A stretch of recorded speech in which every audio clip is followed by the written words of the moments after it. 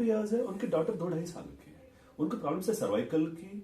तो मैं डिस्कस कर रहा था कि फीमेल्स को, खास तौर पर ब्रेस्ट फीडिंग मदर्स को, लेडीज को आफ्टर डिलीवरी सर्वाइकल क्यों होता है। सबसे पहले आप बताएं क्या क्या दिक्कत है आपको।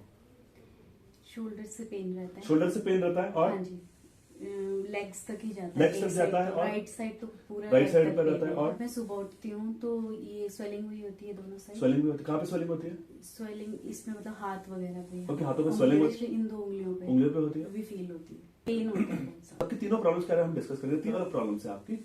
बॉडी के एक हाफ पे पेन होना, हाथ पे स्वेलिंग होना और उस तरफ पेन होना, शोल्डर राइट। तो सबसे पहले बात आपकी ये आ रही है कि आपको इस साइड पेन हो रहा है। उसका मोस्ट इंपॉर्टेंट रीजन जो खास तौर पे आफ्टर डिलीवरी होता है, ब्रेस्ट फीडिंग पोजीशन। जैसे आपने बताया आपकी डॉटर हर 3-3 घंटे में ब्रेस्ट फीड करती है। अब डॉटर 2.5 साल की हो गई है तो ऑलमोस्ट 10-12 किलो की हो गई है। छोटे बच्चों को ब्रेस्ट फीड करना आसान है, 2-3 किलो के बच्चों को ब्रेस्ट फीड करते तो हमें इतनी प्रॉब्लम्स नहीं आती। जैसे बच्चों का वजन बढ़ते जाता है तो आपको प्रॉब्लम्स आती है। हम बच्चे को इस तरह उठाओगे तो सारा जोर कहां पर आता है? कंधे पे आता है, नेक पे आता है, शोल्डर पे आता है। तो सबसे प्रॉब्लम्स यहाँ पर आती है। दूसरा, आफ्टर डिलीवरी न्यूट्रिशन मदर्स का कॉम्प्रोमाइज रहता है, हीमोग्लोबिन कम रहता है, विटामिन B12 कम रहता है, तो हमारे मसल्स कमजोर रहते हैं। तो हमारे कमजोर मसल्स पे जब वजन आता है तब पेन और ज्यादा होता है। अब सर्वाइकल सिम्टम्स बहुत अलग अलग हो सकते हैं। हमें पेन ऑफ द हेड के पीछे पेन हो सकता है, शोल्डर पे पेन हो सकता है, नेक पेन हो सकता है। नेक्स्ट मोस्ट इंपॉर्टेंट पार्ट हमें आती है, नमनेस आ सकती है, सुनपन आ सकता है, मसल पे पेन आ सकता है, तो नमनेस सर्वाइकल। अब सर्वाइकल बहुत अजीब और गरीब होता है। पेन हमें एक साइड बॉडी के एक हाफ पे भी होता है। तो इसमें ना कॉमन पेरेंट्स लेडीज कंफ्यूज करती है कि उनके पैरालिसिस के सिम्टम्स तो नहीं आ गए। तो बहुत से ओवर थिंकिंग वैसे रहती है, तो एक कॉमन कंफ्यूजन रहता है पैरालिसिस। बट क्योंकि आपकी एज कम है, रिसेंटली डिलीवरी हुई है, तो मुझे पता है आपके सारे सिम्टम्स सर्वाइकल की वजह से। 30-35 साल की लेडीज में आमतौर पे स्ट्रोक के पैरालिसिस के सिम्टम्स नहीं रहते। नेक्स्ट मोस्ट सिम्टम आपने जो बताया, हाथ दिखाइए, आपने बताया हाथ पे स्वेलिंग होती है, हाथ पे नमनेस होता है, ये होता है। अब इसके 2 इंपॉर्टेंट रीजन रहते हैं। अब डिलीवरी के बाद हीमोग्लोबिन कम हो जाता है, आप लेटे रहोगी, मोबाइल देखते रहोगी, बच्चे को ब्रेस्ट फीड करते रहोगी। अब इसकी वजह से क्या होता है ना, इसको बोलते हैं डिपेंडेंट पीडल इडिमा, खून कम हो जाता है। खून कम होने की वजह से हाथों में स्वेलिंग आती है, जिस तरफ हम लेटते हैं उस तरफ स्वेलिंग आने लगती है, क्योंकि बेबी जो है ना वो लेट के भी फीड लेती है। सबसे मोस्ट इंपॉर्टेंट प्रॉब्लम आती है कि ऑब्वियसली आप कंफर्टेबल फील करते हो, बच्चा भी कंफर्टेबल फील करता है, तो हम लेटे लेटे फीड कराने की कोशिश करते हैं। उसकी वजह से एक हाथ नीचे रहता है, एक हाथ ऊपर रहता है, तो उस वजह से ये डिपेंडेंट पीडल इडिमा आता है, मतलब स्वेलिंग आ जाती है। अब स्वेलिंग होने की वजह से क्या होता है, हमारी नसों पे खिंचाव आ जाता है, हाथ पैर टाइट हो जाते हैं और नसों पे दबाव आएगा, और जैसे नसों पे दबाव आएगा आपके हाथ सुन पड़ने लगेंगे। तो सिंपल सोल्यूशन ये है कि एक तरफ ना लेटो, करवट बदलते रहो, हीमोग्लोबिन आयरन पे जोर देते रहो, और हो सके तो हाथ के नीचे से तकिया रख के सो, उसकी वजह से हाथ थोड़ा सा ये ऊपर रहेगा, एलिवेटेड रहेगा। इनफैक्ट हम बोलते हैं ना कि हाथ हिलाने पे 5-10 मिनट में वो ठीक हो जाता है। हाँ। तीसरा मोस्ट इंपॉर्टेंट पार्ट है, आप मुझे बताया कि आपका इस तरफ का शोल्डर पेन कर रहा है, राइट। उसका नेक्स्ट मोस्ट इंपॉर्टेंट पार्ट आता है कि आपके हैबिट्स, डाइटरी हैबिट्स पे आता है, जिसने मुझे बताया लास्ट 3-4-6 महीने में आपका वजन काफी बढ़ रहा है। उसके मल्टीपल रीजंस रहते हैं।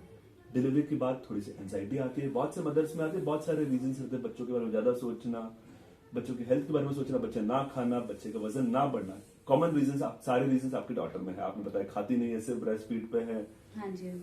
आप खाने के लिए परेशान हो, तो एंजाइटी। तो एंजाइटी में क्या होता है ना, हमारा फूड इंटेक बढ़ जाता है, हम ज्यादा खाने लग जाते हैं। अब उसकी वजह से रात को भी कभी भूख लगती है, मतलब रात को भी पेट में ऐसा लगता है कि जाकर कुछ खा लो, राइट। तो और एंजाइटी के भी बहुत सारे रीजंस रहते हैं। हस्बैंड का सपोर्ट ना रहना, हस्बैंड काम में बिजी रहते हैं, आपको एक अकेलापन आ जाता है, रिस्पॉन्सिबिलिटी बढ़ जाती है। पहले तो रिस्पॉन्सिबिलिटी सिर्फ घर की थी, अब बच्चे की भी आ गई, ऊपर से आपको सपोर्ट नहीं मिल रहा है, हस्बैंड अपने काम में बिजी रहते हैं। कॉमन फैक्टर्स रहते हैं जिसकी वजह से लेडीज को डिप्रेशन, स्ट्रेस, एंजाइटी, तीनों चीजें होती है। और इसमें होता है फूड क्रेविंग में आप ज्यादा खाने लग जाते हो। आप ज्यादा खा रही है, आपने क्या क्या बताया, आपने राइस बहुत खा रही है, आपने बताया क्या क्या खा रही हो, राइस और जंक फूड्स खा रही हो, राइट। तो ये सारी चीजें ना वजन बढ़ाती है, वजन बढ़ाने से भी सर्वाइकल बिगड़ता है। ये सब जंक फूड खाने से हीमोग्लोबिन कम होगा, उससे और सर्वाइकल बिगड़ता है। तो सबसे मोस्ट सिंपल हेल्दी डाइट में क्या करना है, ज्यादा कॉम्प्लिकेटेड डाइट में रखता नहीं, मैं बहुत सिंपल डाइट सजेस्ट करता हूँ। कुछ चीजें डिलीट करनी है, कुछ चीजें ऐड करनी है। क्या चीजें डिलीट करनी है? डिलीट करने में आप सबसे पहले राइस डिलीट कर देते हो, रोटी पर घी मक्खन तेल बंद कर देते हो, और तेल कम कर देते हो, जंक फूड कम कर देते हो, और पकोड़े वगैरह कम कर देते हो, चाय कॉफी कम कर देते हो। ठीक है। बढ़ाते क्या हो? बढ़ाने के लिए सिंपल चीज है, दिन में 3-4 बार फ्रूट्स खा लो, ब्रेकफास्ट लंच डिनर, 3-4 बार सैलड्स खा लो, ब्रेकफास्ट लंच डिनर, 2-3 बार सूप पी लो, tomato soup, vegetable soup, clear soup, coriander soup, sprouts खा लो, 3-4 बार खा लो। अगर आप ये सब हेल्दी डाइट लोगे, सबसे मोस्ट इंपॉर्टेंट बात, आपका वजन ठीक रहेगा।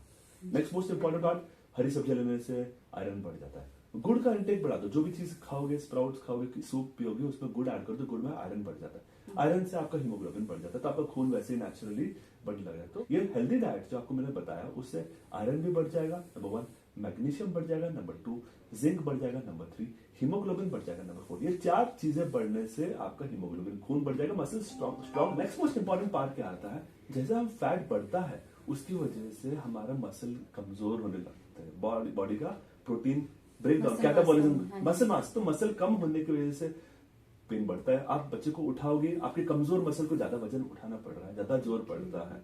तो ये कॉमन रीजंस है जिसकी वजह से फीमेल्स को after delivery cervical headache, numbness होती है। और भी बहुत सारे स्ट्रेसेस रहते हैं, जॉब स्ट्रेस रहता है, फैमिली का स्ट्रेस रहता है, इन लॉज का स्ट्रेस रहता है, पेरेंट्स के हर एक कमेंट्स जो रहते हैं, सब लोग रिश्तेदार आके कमेंट देते हैं, ये कर, वो कर, वो कर, ये कर, बच्चों को राय देते हैं। तो ये भी मल्टीपल रहते हैं। तो cervical headache, migraine, vertigo, numbness, ये 5 चीजें साथ में चलती है। और डिलीवरी के बाद लेडीज को कोई भी प्रॉब्लम्स आ सकती है, इन 5 में से कोई भी आ सकती है इनफैक्ट। तो healthy lifestyle, diet, exercise, relaxation exercise, चारों 5 करोगे तो हेल्पफुल रहेगा। ठीक है, और कुछ डाउट्स है उषा जी तो बताना चाहोगे? नहीं सर, थैंक यू। आप मेरे पास ऑलमोस्ट पिछले 2 साल से आ रहे हो। सबसे पहली बार आप डिलीवरी के बाद आई थी, जब बेबी हुआ था। उसके बाद आप फिर साल, हाँ, तब डिप्रेशन के सिम्टम्स लेके आए थे। फिर साल 1.5 साल बाद आप फिर से दोबारा आए थे, हेडेक के सिम्टम्स लेके आए थे। अभी आपको सर्वाइकल के सिम्टम्स आ रहे हैं, नमनेस के सिम्टम्स आ रहे हैं। तो टाइम टू टाइम लेडीज की लाइफ, फीमेल की लाइफ में डिफरेंट सिम्टम्स आते रहते हैं। और हमारा पर्पस है कि हमारे ऑडियंस को बताना कि सिंपल चीज है, वो क्या कर सकते हैं ताकि ये प्रॉब्लम्स ना हो। ठीक है जी। तब नेक्स्ट टाइम अपने हस्बैंड को लेके आए। मैं हमेशा आपसे शिकायत करता हूँ, हस्बैंड को क्यों नहीं लाते हो? ताकि उनको भी कुछ चीजें, 10 चीजें पता चले, ताकि अगर वो 10 चीज में से अगर एक चीज भी फॉलो करेगा तो आपकी लाइफ आसान हो जाएगी। ठीक है।